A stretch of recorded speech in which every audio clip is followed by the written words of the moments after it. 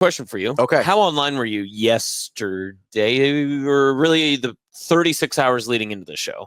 I think my normal amount of online. Okay. So did you check the athletics top 50 quarterbacks? Oh, college football? I did not. I missed this. Okay. So spoiler alert. Okay. Number 40 was young Dylan Raiola. Okay. Number 39 was Mark Gronowski of Iowa. Oh, wow. Yeah. Okay. And they had that's stupid. There we go. So now we got it. But they had Dylan and Mark, I believe, in the tier of either young quarterbacks that still have something to prove, or experienced quarterbacks that have either like faltered in big game situations or like have played enough that you kind of know what their game is. And I thought that was an interesting distinction to put the two of them basically side by side. Those are very different things. Because you could argue that it's actually, we don't know as much as Gronowski as we actually do about Dylan. That's what I thought was the most interesting part about that. Yeah, no, this is already pissing me off. Did you find it? Yeah, you got it. Yeah. Such a good Google on my part, by the way. Hey, listen, nailed it. You've gotten good. I'm killing it here. So, by the way, DJ Lagway still has something to prove. We're just putting him in the top category of the most talented quarterbacks in the country, and this is what tier 1 is. It is the most talented QBs in the country with the highest ceilings. They can carry their team and are often biggest keys to victory. Many in this tier find themselves in the Heisman Trophy conversation. Here's the list. Some of it makes sense. Cade Klubnik, Garrett Nussmile, Lenore Sellers. I started having problems with John Mateer at 4. That's insane. That's crazy. Wild. That should be Aller at 4, probably. Yeah, Aller's at 6. DJ Lagway is between them at 5. That's crazy. John Mateer played like a West Coast Conference schedule last year. Yes. At Washington State, he played 2 Power 5 teams, and he wet the bed against Texas Tech. He was bad. He ran the ball well, but he did not throw the ball well. John Mateer has a lot to prove going from, listen, I keep saying this. SEC honks and losers. You cannot have it both ways. Either this is the toughest damn conference in the country, and it's really hard, and your 8 games are harder than our 9 games and everything else, and that can either be true, or John Mateer can easily transfer in and dominate, because that's what we're talking about here. Heisman Trophy contention, dominating. And he could come in and again, dominate. A proven commodity, a guy that's done it, and you've seen enough, and you're like, yep, we plug and play. That guy is going to have success. So he can either go from Washington State's West Coast Conference schedule to the SEC and not miss a beat, or you can have the hardest conference in the country. Both of those things can't be true. Yep. I'd rather have Mendoza. I'd rather have Mendoza than Mateer in that situation. Both of those things cannot be true. That's a fact. So, like, I am so freaking sick of the SEC talking out of both sides of their mouth, and we heard it in the clips that Shane opened with today, where he goes, "Oh well, I mean, I think we got the toughest. There's no easy schedules in the SEC. There might be easier." Yeah. Hey, dummy. Yeah, there is. You play bad teams. There's bad teams in your conference. There just is. Every year there are bad teams in your conference, and there's mediocre teams in your conference. There's a hierarchy like there is in every other conference. You have 3 or 4 great teams, and then it's mush. It's just a mess. Some might emerge as being better than others some years, but you can't sit here and tell me that John Mateer can go in and be expected to dominate after Washington State nonsense, and you have the toughest conference in the country. You can't tell me both those things. They cannot be true at the same time. They can't. Yeah. All right, sorry, that's my John Mateer. No, I'm glad. We got that. Glad we got that out of your system. And then DJ Lagway. Okay, DJ Lagway and Dylan Raiola were literally ranked at the exact same level coming out of high school. Okay, so he was 1 in some, Dylan was 1 in some. They were neck and neck. So, like, talent-wise, they're the same person. It's a different type of talent. DJ Lagway is a better runner, those types of things. But talent-wise, they were viewed as equals coming out of high school last year. Dylan played more. They won the exact same amount of games. What is happening here? How is DJ Lagway at 5 and Dylan's at 40? Especially, I mean, if Florida and the SEC have the toughest schedule in the country, is a Heisman Trophy winner going to win 7 games next year? Is that what they're telling me? Is it potentially nationally, right? Is it the excitement and lack of what we have seen on the bad side of Lagway comparative to what an entire season worth of Dylan Raiola looked like in total? And again, from a national perspective, right? That there's something about like the tease. You don't know how bad nor how good or great Lagway could be because he was in a smaller sample size. That what you saw, you liked so much in that time frame for Florida, that he could be so much better, and that's what everyone is banking on and relying on. Whereas instead of looking at an entire season sample size of Dylan Raiola as a true freshman, where they say, oh, well, he gained all this experience, he got better under Dana Holgorsen in the last 3 games of the year in which he had that offensive coordinator and that system and scheme with him, that they saw the full season and said, this looks more like the finished product. We know what we have in Dylan Raiola. That's my best guess. That it's almost the tease, right? It's like seeing the Instagram story, but you don't get the full picture. That's a fine guess. It's also a very stupid way to look at this. I'm not saying that's how you're looking at it. That's the best way that I can see it because of the smaller sample size. I understand that, but smaller sample size actually means you know less about a person. Correct. Right? Yes. And let me tell you what we do know about the person, because I think the bad is just as bad with Lagway, and we have less of an example of him getting through it, right? Last year with Dylan, we saw start hot, struggle in the middle, end well, right? That's what happened. Yes. Like, that is a fact. I'm not even taking debate on that. Here's what we know about DJ Lagway. He's still in the start hot part of his career. It's true. We're in the honeymoon phase of DJ Lagway. Exactly. Yeah, we are very much in the honeymoon phase. Just on numbers that aren't cumulative totals here, because I know that Dylan played more, had more reps, which, by the way, is a positive, but whatever. Had more reps than DJ Lagway last year. It's a positive for Dylan, but it's not a positive for, again, the people that watched and said, well, this must be what he is. Let me get to that, though, because we're still, let me not use totals here because I don't want it to skew because of the snaps. All right. Completion percentage. 59.9 for DJ Lagway, 67 for Dylan Raiola. Interception percentage, okay? The number of his passes that were intercepted. That's the number we all point to. Like, Dylan had 11 interceptions last year. 2.7%. That's actually pretty low. Yeah. Well, and it should be lower because 2 of them were tie balls. Yes, essentially. right? I mean, which is absurd in its own right, that your first 2 interceptions you throw as a college football player are essentially we're both ruled calls. Catches on the field. Yes. And then, anyway, DJ Lagway almost twice that, 4.7%. Wow. Interception percentage.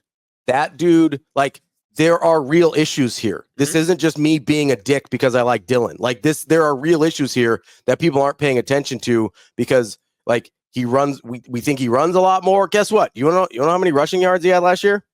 Do you know how many rushing yards DJ Lagway had last year? I don't know, but I was just looking it up. What did he got? 100. Wow. That's it. Well, in an under 60% completion percentage, too, in the amount of games that he played. 2 yards per carry. 2 yards per carry. 0 touchdowns. This is what we're talking about. Like, this is that big dynamic thing that DJ Lagway has over Dylan. That's the thing, is 100 yards rushing on 51 attempts, 2 yards per carry, 0 touchdowns. That's what we're talking about here. So game by game, and maybe you want to pull up Dylan's. I've got Lagway's here. Okay. I'll pull up his game log. The best games that we have from Lagway statistically, and again, this is in, kind of a vacuum, right? It's not watching the game film, seeing how the game actually parlayed and all that other stuff. His best game was a 45-7 win against Samford at home. Samford, good. 18 of 25, notable SEC power Samford. 18 of 25. They do seem to be on everybody's schedule every year, so maybe. 456 yards passing, 3 touchdowns, no interceptions, and that included an 85-yard pass as well. He also had 5 carries for 16 yards. The next best game that you can go for, that would be yardage-wise, he was 7 of 14 against Kentucky in a 48-20 win for 259 yards, and he didn't throw a touchdown, only an interception, and was sacked twice. How good was Kentucky last year? Kentucky was 4-8. Yeah, is that right? 4-8, 5-7. I don't think they had a bowl game. They were very bad.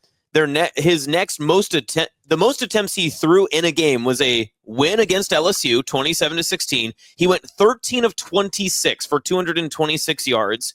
He didn't take any sacks in that game and threw 1 touchdown with no interceptions. But his last 2 games, he finished 10 of 17 in a win against Ole Miss and 14 of 22 on the road at Florida State. 180 yards, 133 yards. 2-10 Florida State, by the way. 2-10. Like and he threw. People forget 2-10 Florida State. Over those 2 games, he threw 4 touchdowns, 2 interceptions, and was sacked 6 times. Is that good? That doesn't seem that good. No. I to be the number 6 quarterback coming into the 2025 season. Number five, correct. Number 5. I don't know if that's for comparison here. Dylan's best game of the year was probably against Illinois. Mm-hmm. He was 24 for 35. That's 69% completion, 297 yards, 3 touchdowns, 1 pick. And again, the interception was basically overturned. Yeah, it was a touchdown overturned. It was very easily that. If that goes the other way, it's like 330, 4 touchdowns, no picks. Is that good? That's very good. And not against Samford, correct? Yes. Okay. That's against a Big Ten, a team that finished the season 9-3. 9-3, would have been 8-4, yes. In a 16-team playoff, would have made the playoff last year. Yes. Okay, so that's pretty good. Mm-hmm. His next best game was probably Wisconsin, 28 for 38, 293, 1 touchdown, no picks. Had a very good game in the bowl game, 22 for 30, 224, 1 touchdown, 1 pick. Like, Dylan's best games came against real opponents. But that being said as well, for the Lagway argument too, he's got the more marquee victories, right? He's got 2 wins against top 25 opponents against Ole Miss and LSU. Both were at home, which, again, you can credit however you credit, but they are wins. But then his best statistical game and his best performance throwing the ball, a 72% completion percentage, came against Samford in week 2. Yeah. Like, I mean, what are we talking about here? Yeah. Yeah. I understand, like, okay, you'll take but again, Illinois and Ole Miss / LSU were basically the same teams last year in terms of quality. And no one's discrediting that Florida was talented last year, right? Like, they have a very talented roster. They had a tough schedule, and things started really poorly for them. They were playing well at the end of the year. Nobody's taking any of that away. My point is, there's literally almost nothing you can look at that makes any sense to me to have a 35 spot gap between DJ Lagway and Dylan. And I'm not even saying Dylan should be like in the top 10, but DJ Lagway being 5 is absolutely bonkers. The gap between Lagway and Dylan is not 35 quarterbacks. No. It's much closer. It should be maybe a few. Maybe you like DJ's upside better. That's fine. But because again, the last game of the season for Lagway too, 33-8 bowl game win over Tulane, 22 of 35, 305 yards, a touchdown, 2 picks. So, I mean, you still throw the 2 interceptions, but it's touchdown, 2 picks is bad. Right, but then over 300 yards, and then he had a 63% completion rate. So, I mean... Which is 63% completion is lower than Dylan's for the season. And again, box score watching, you look at everything that Lagway has, box score watching, and you keep saying to yourself, well, these things are good, but then, man, he's got this really bad interception rate, or he takes 6 sacks over 2 weeks, and you can't balance them out. Except the Samford game, he doesn't have a full week byline that is, wow, what an immaculate quarterback. Which is exactly my point, right? He is in the, like, what you just described with DJ is the exact same issues people describe with Dylan. Right. It's like, oh man, he had these great moments, then he had some freshman things, then he went through the drought in the middle, and then Dana Holgorsen took over and he looked a lot better. Like, we're talking about all the exact same things with both of these guys, and there's a 35-person gap. So, like, between Mateer and Lagway at 4 and 5, this list is bonkers. And again, we did our quarterback draft, and granted, that's based off of points and whatever, all that other stuff. I don't think I could get to 35 quarterbacks between Lagway and Raiola. Absolutely not. It's much closer than bonkers. That. Yeah. And then honestly, having Arch Manning at 10, also stupid. Also very dumb. Yep. Like, I get he's got, out of the 3 of those, I actually think he should be the highest if you're going. Arch? Yes. Yeah. Because of the situation around him. Right? Sarkisian over Napier, Texas talent over Florida. Like, I will take my chances with Arch over either of those 2 guys. 100%. He has the least amount of sample size of anyone we've talked about. I believe it's 90 career passing attempts. So him being in the top 10 is wild to me also, But out of any of the three, he's the one that makes the most sense to me. And again, in the tier system that the Athletic used in this reference, and I love the Athletic. I do too. I think that they do a lot of great stuff, but the tier system comparative to where they are placing the quarterbacks don't make sense. It doesn't make any sense at all. Like you said, 90 attempts, like 6-7 game appearances for Arch, and they're putting him in the same tier as quarterbacks that were well established, Heisman contenders. These guys can go down and win you a game. We don't know that about Arch. We're assuming it's true, and we haven't seen it in real time. It's the same thing with DJ Lagway. He's more whatever the categories are for tier 2, 3, and 4 actually fit more with the other quarterbacks that they have inside of the top 10 rather than what they have actually outside of it. Yeah, we know essentially nothing about Arch Manning. Yes. That we aren't just assuming because of his profile and his last name. You could argue that Jennings from SMU is actually probably closer to tier 1 than wherever he's put anywhere else on this list because his team made a college football playoff appearance. His team won 10 games. They had double-digit wins going into this season. He's more established and more accomplished, and he led his team to victories. No, he was not maybe going to be a Heisman Trophy candidate by any means. Yeah, and I'm not a huge Kevin Jennings fan. I'm really not. But I understand he's got much more of a track record. Yes. We're just assuming so much with these guys. And I mean, having Dante Moore at 24 and Dylan at 40. I agree with you there. And you know how big I am on Dante Moore. Yeah, he was one of your top picks, right? That is absolutely bonkers. So he's at 24. So 16 quarterbacks difference. Absolutely nuts. Also, there's been this infatuation, and I drafted him, but there's been this infatuation with Devin Dampier in the last few weeks from Utah. He's the New Mexico transfer from Utah. He ran for over 1,000 yards last year, but his passing numbers are not good. Genuinely bad. I'm going to bring him up here in a second, but he's at 25. And I don't know if I would. That's what I mean. See, this is where, man. He played at New Mexico last year. I'm really trying not to think about this in such a Homerish version, but how many national people could genuinely look at this list, and when you put it in terms of, would you take this many quarterbacks ahead of Dylan Raiola comparative to this quarterback? I just don't see it. So I don't understand that logic. Devin Dampier at New Mexico, by the way. Here's his passing numbers last year. 58% completion, 2,700 yards, 12 touchdowns, 12 interceptions. Now, is his life going to be easier or harder in the Big 12? Probably a little more difficult. I would imagine. My best guess. A little bit more challenging. Notably, New Mexico did lose to Big 12 team Arizona 61-39. Okay, good. Now, he doesn't play defense, so you can't stop that. They did lose to Auburn 45-19. They then went on an 0-3 start, losing to Fresno State 38-21. So the number 25 quarterback that we're talking about, that is now into a power conference, did not score more than, he had 39 points leading his offense in week 1. Week 2 led his offense to 19 points, 21 points, and then the following week. And then you started to see a little bit more of the rhythm. But he also had games against Colorado State where the Lobos could only score 6 points. And this is the number 25 quarterback. Colorado State. That's Devin Dampier. And listen, he ran like crazy. All right. 1,100 yards, 19 touchdowns, really high yards per attempt. I think it's over 7. He really good runner. But you're telling me that he's going to go to a better conference and be better than he was at New Mexico? I don't especially with those passing numbers. Yeah. Where they'll be like, okay, yeah, so beat us with your arm. Go for it. But then, so is this, dare you. It's almost, you need another tier of quarterbacks that are elevating the roster around them. Because then that would be Arch. That would be Dampier. Which is fine. Right? I don't know. I mean, I don't know what Dampier. That's my point. I have no idea what Dampier. I don't think anybody does. He was so, I'll call it mediocre passing the ball last year at New Mexico in the Mountain West, and so good running the ball. I have no idea what you're getting. I have no idea what you're getting from Devin Dampier this year. And, oh, God, really? Bo Prabilla? Really? Bo Prabilla is above Dylan? Where's Luke Altmaier on that list? He was in the top. Because I would take 10, Altmaier. I think. Altmaier, as to what we've seen over the past 2 years, and again, his improvement from... He's 13. That makes... I think that's fair. I think that's fair. That's about right for Luke Altmaier. And so, again, what would that be? A 27 quarterback gap between him and Dylan? Which I don't think is the case. But if you put it in even Big Ten terms, how many Big Ten quarterbacks are better between Altmaier and Dylan?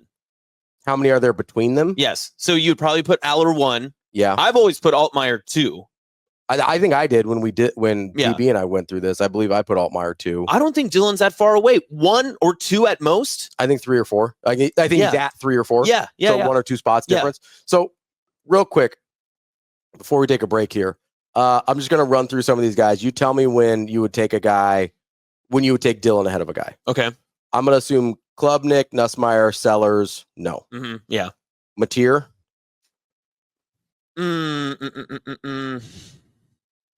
I mean, yes, I would take Dylan over Mateer because of longevity and everything else. Yes, yeah. I would too. Lagway. I mean, I'm taking Dylan over. Yeah, Lagway. I would take Dylan, but for fairness, I guess I'd call it even. Call it a wash. Yeah. Aller. Probably take not. Aller. Yeah. Levitt. Take Levitt. Jennings. I would take Jennings at this point. Yes. With their offense, I would take Jennings. Mm-hmm. What they ask him to do. Josh Hoover. You're probably taking Josh Hoover. Arch is really interesting. But again, if Arch is at Nebraska. Yeah, so switch places. Switch places. So, you would take Dylan. You would take Dylan 100% of the time. I would take Dylan in Texas over Arch, I think. Yes. Like with that system, with the team, I think I would take Sawyer Robertson was super productive last year. I'll let that one go. Carson Beck's interesting. I take Dylan. You get longevity and you get, again, it's almost the Lagway comparison from Raiola to Beck. So where you think longevity, I know what Beck is. Let's take longevity out of it. So let's just say just for this year. Just for this upcoming single season sample. Okay. I know what Beck is. I'd rather take Dylan. You take your chances with Dylan. I'd probably take Altmaier. I would take Altmaier. I think Altmaier is really good. Rocco Becht. I like Becht a lot. I do like Rocco Becht. I'll probably call it a wash. Actually, I still think I think Dylan's upside is better. It is. Yeah. It is. I think so. I would take Dylan. Pavia. Single season sample. I just need him for 1 year. And I'm getting Pavia as he is. I might take Pavia. Okay. Haynes King. I take Dylan. Fernando Mendoza. Oh, see, now we're getting, full upside, I would take Dylan. Yes. Darian Mensah. Dylan. Yeah. Nico. Dylan, yeah, I've been on that train, yeah. Brendan Sorsby at 20. Yeah. See, this is where we're getting ridiculous. Dylan, yes. Talon Green. Now, for their offense, Talon makes more sense. I think Dylan's a better quarterback. Yep. Avery Johnson. I would take Avery Johnson. Okay. Yeah. Maddox Madsen from Boise. I don't. I'll be honest. I don't know enough about it. I don't have an opinion on Maddox Madsen. I guess a wash technically, but I would probably take Dylan. I'll take Dylan. Yeah. Dante Moore, Oregon. I'm big on Dante Moore, though. That's a problem. I might take Dante Moore. I know you're going to hate that. I know you're going to hate that. That's fine. I know you're going to hate that. That's fine. All right. Devin Dampier, who we just talked about. Dylan. Marcel Reed at Texas A&M. I've never understood Marcel Reed. I've never stood A&M quarterbacks since Tannehill. So I don't understand the love for Marcel Reed. Yeah. So Dylan. Baron Morton. He was very good last year. Yeah. I'll take Baron Morton. That's fine.